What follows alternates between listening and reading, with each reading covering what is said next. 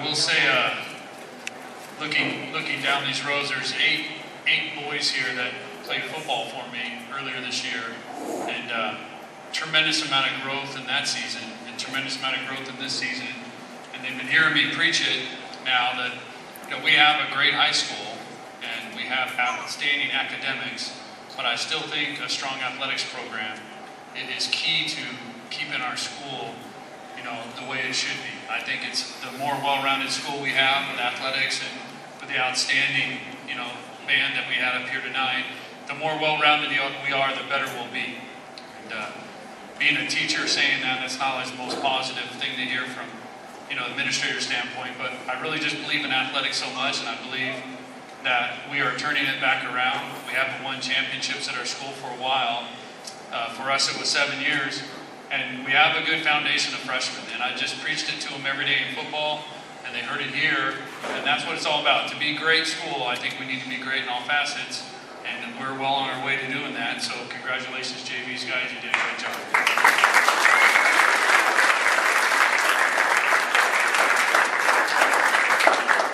And that's the beauty of coaching, and I told them in football too, I don't really care what our record is. It's in 2 years, 3 years when they're playing varsity, that's where it really counts. And that's what makes me so proud, is that this group of young men took that to heart and accomplished the one thing that we've been shooting for 7 years, and that's the 2011 Rayhan League Championship.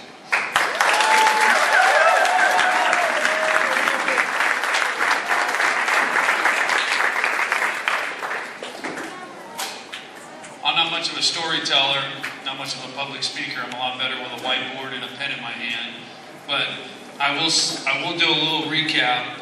I was thinking about this over the last couple of days. This whole journey started last summer when I kind of gave Coach Gonzalez the reins. I said, take the summer program. I've got other stuff I got to do, and kind of getting tired. Take it and infuse this program with kind of your energy. And all of a sudden, I come out one day and I hear this good stuff, and I see our guys running around the bases going crazy. And it was just a sense of enthusiasm that Coach Gonzalez brought. That over the summer, I could see this team was turning into something special. And probably the most important part is they were a team. And then Mike and I went on to coach freshman football, and Coach Woolery stepped in, and it's not even his class, but he decided to take the baseball program for 7th period during the fall. And we had baseball players in there, and I would come out for our football practices, and he's like, Coach Bacon, you got to understand something. These guys are lifting, and they're lifting hard, and they're working hard. And he took JV kids, he took varsity kids. We took a program that Coach Gonzalez got from the University of Laverne on weightlifting, and they absolutely bought into it. And they bought into it, hook, line, and sinker.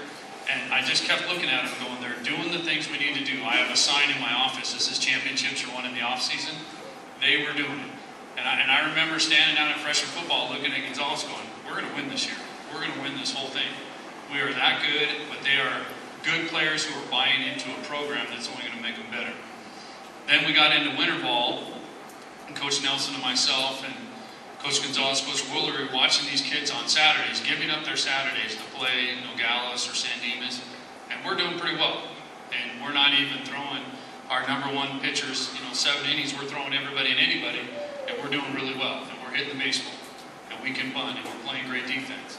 And we just kept thinking, this could be it. And then all of a sudden we put the uniform on, and some 24 games later, we're the Rayhan League champions.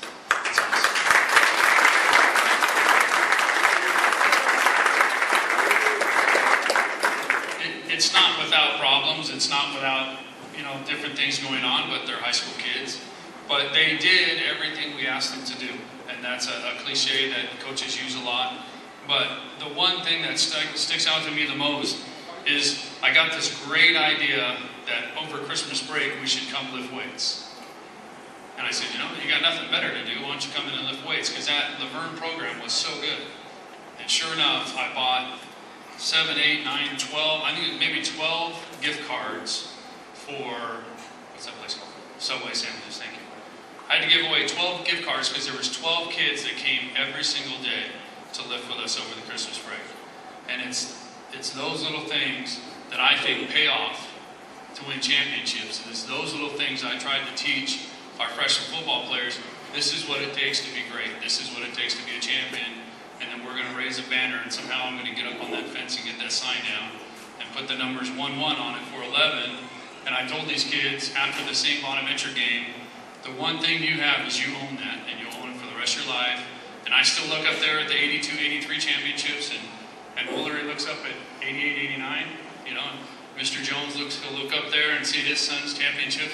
You own it for life, and I congratulate him one more time. Good job, guys.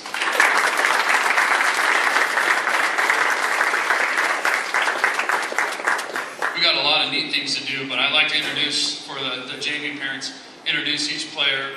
Don't have a lot to say about them, you know, because there is not too much good to say about them, so I won't do that.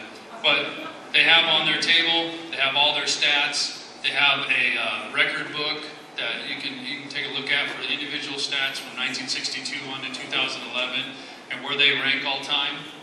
And outstanding, wonderful clippings from the newspapers. It's unbelievable. This banquet looks so nice, and they have so much stuff. So I can't top that. But I like to introduce each one so you can see them. And for the last time for us to say goodbye to our seniors. So if I have the coaches come up.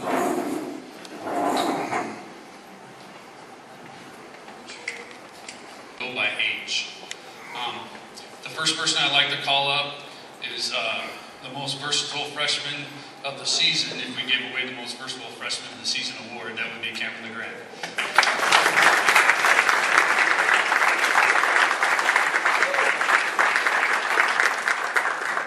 Cameron played third for us, Cameron played short for us, he played second for us, he caught for us, and he pitched for us.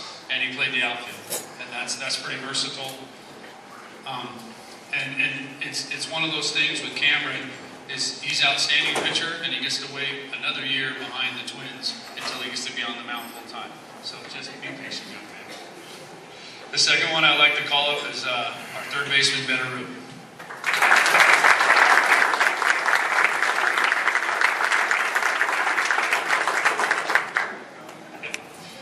Ben's a junior, played third base for us, caught for us. We're looking for bigger and better things next year. And the one thing I love about Ben is he's just always got a smile on his face. You check your luck. Good job. But he's just a great influence. The next one, a junior, Corey Copping.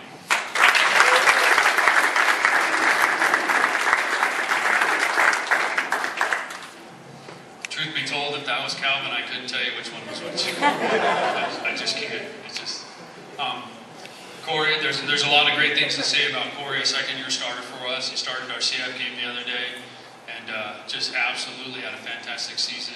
And I'll have much more to say about him and his brother Calvin Copping.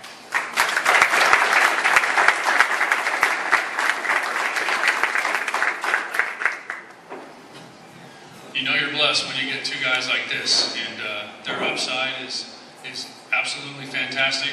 The one thing I appreciate most about Calvin for this season is I grabbed him in center field, and I said, "Listen, guy, you're a great pitcher, but you have to hit for us this year. Can you do it?" He's like, in the least amount of words that he ever used, he's like, and he did. So that's Calvin. Next one's our catcher, Jonah Gerard.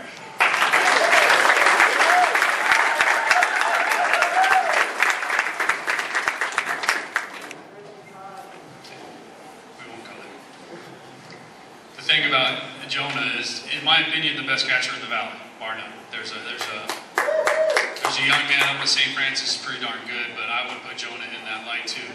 But if we put him at third, he may be one of the best third basemen in the Valley. If I put him at short, he may be one of the best shortstops in the Valley. And he even can pitch. And he may start a new trend with white cleats here. I'm just not sure. Next is Christian Lee.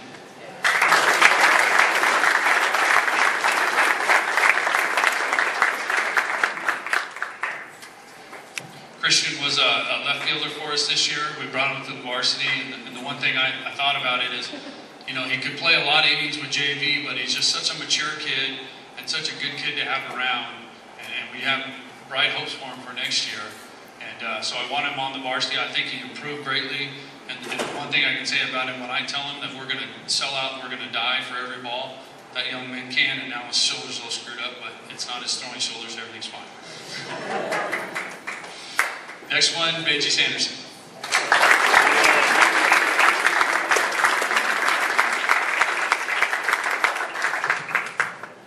Benji's another one of those infectious kids that just loves to play baseball, always has a smile on his face. I came up to him one day and said, what do you want to do for college? He goes, I don't want to play college. I'm like, you got to be kidding. And I was talking to a college coach a couple weeks ago, and I said, you got to look at my center field. And that's how much ability I think that young man has. Next is Kyle Starling.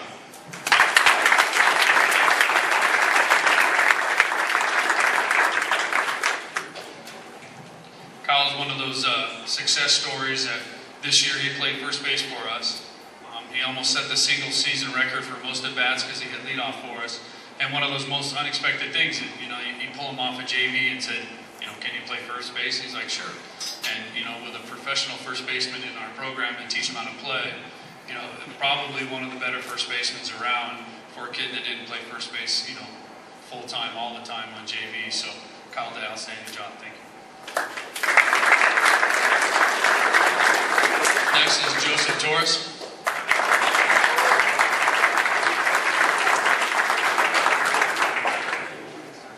Jojo was our backup second baseman for us this year. Probably one of the stronger kids on the team, and just like the Twins, one of the more quieter kids. But I love his intensity. I know the season didn't go exactly the way he wanted, but I think we got through some situations, and he grew as a young man.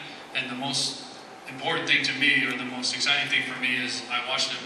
I was there the day he got hurt as a freshman football player, and to see him recover and see him come back and play ball, it makes me feel good. Jojo Torres.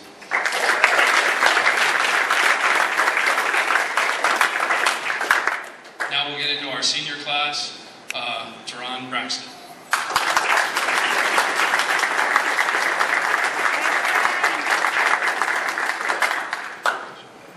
I was a little concerned that he wasn't here, and it's good to see him. Didn't play as much in first, but that's Teron right there. That's all I got to say about him. He's just a great kid to have around. I made these certificates for the players because I screwed up and didn't get the ones from the school. And on the bottom, I wrote something for each player. And Teron, basically, in a paraphrase, he's going to go out and be the young man that God created him to be. Okay, and he's going to be a success story, and we're just thankful we had him for 1 year. Teron.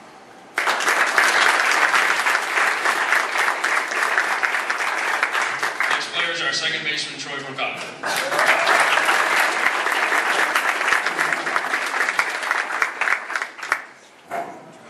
Troy was an on and off starter for us last year, started all the games for us this year. Played more than I had expected him to play. At one time, I didn't even know if he's going to play with his shoulder hurting and not see him over the summer. And we had some conversations before the season, and I said, you really want to play? He says, yeah. I go, well, you really need to convince me you want to play. And then he spent the last 4 months convincing me that he really wanted to play. Troy Brocado.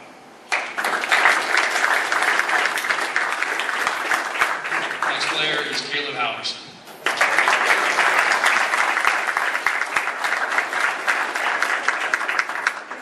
Caleb was our starting left fielder, 2-year starter for us. Absolutely had just a monster year offensively for us, and just unbelievable, talented young man, and even a better citizen.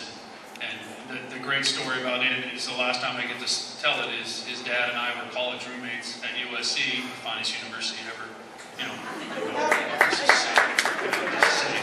But it's kind of that connection just makes it a joy to see him play, and he's so good, so I can start him every game. It's not because I know his dad and his mom since I was younger. So that's Caleb Halverson.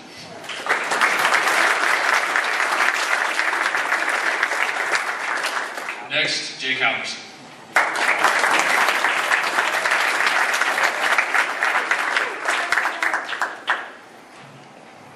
I had a conversation the other day with the Star News. They did the article on the brothers, and they really wanted to put the Halversons.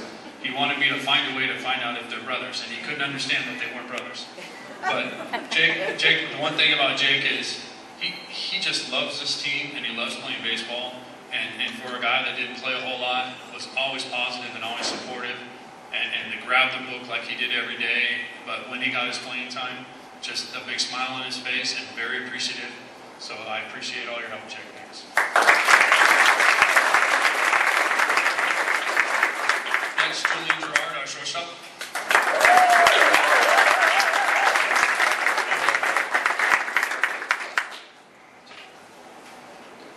Only one of two players I've seen finish their career with a home run, and a home run that they were talking about at my Little League today, because there was 2 or 3 people I was sitting at the Little League game today, and they're like, he absolutely crushed that ball. And I could say a lot of great things about him. You know, defensively, he just improved so much over the 2 years we had him. He won 12 games over 2 years on the mound, and offensively didn't have the year that he probably thinks he could have. But, you know, hitting the home run probably was one of the best things I can imagine in a game that we lost. So it's a great way to send him off, Julian Gerard.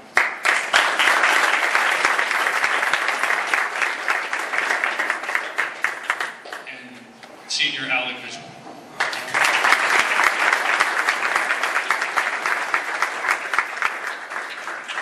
Three-year starter, all-league player for us last year. Just a thrill to have for 3 years.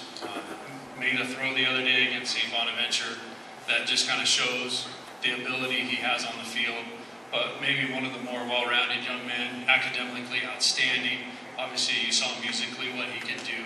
And I wrote on his paper, I said, you know, when you figure out what your passion is, just watch this kid go. Because when he figures out what he really wants to pursue in his life, he's going to be great at it. Alec Mitchell.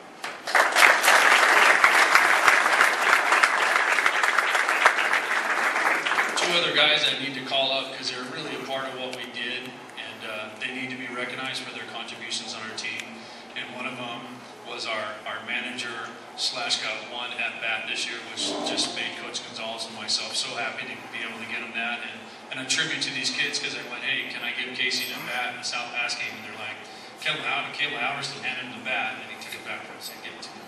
But they said, sure, Coach, give it to him. And there was guys on the bench that didn't play that probably wanted an AB, but they said, you know, the kid worked that hard. So our manager, Casey Sickles.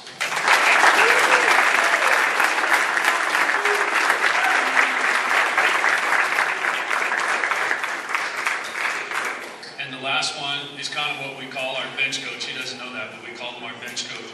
But in a very, very difficult situation where he couldn't play his senior year because of CIF's rules, which CIF doesn't always make the greatest decisions in the world. But in a tribute to his character, he's there every day, you know, worked himself into position, took it as upon himself that if he's going to play baseball next year, he needed to stay involved. And then just the maturity, the growth, the young man's an outstanding young man, and I wish him all the luck in the future. Matt Gottlieb.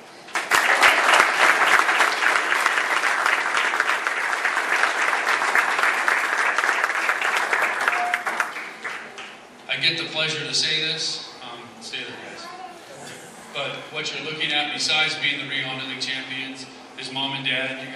You got some great sons up here. Some of you have 2 of them up here, and they really represented you very well. They played with their hearts, you know, on their sleeves. They gave us everything we could ask for them as coaches, and they really cared, and they really loved the game, and they're most deserving of that championship. They are, in my opinion, the best team in the Valley. The Temple City Rams.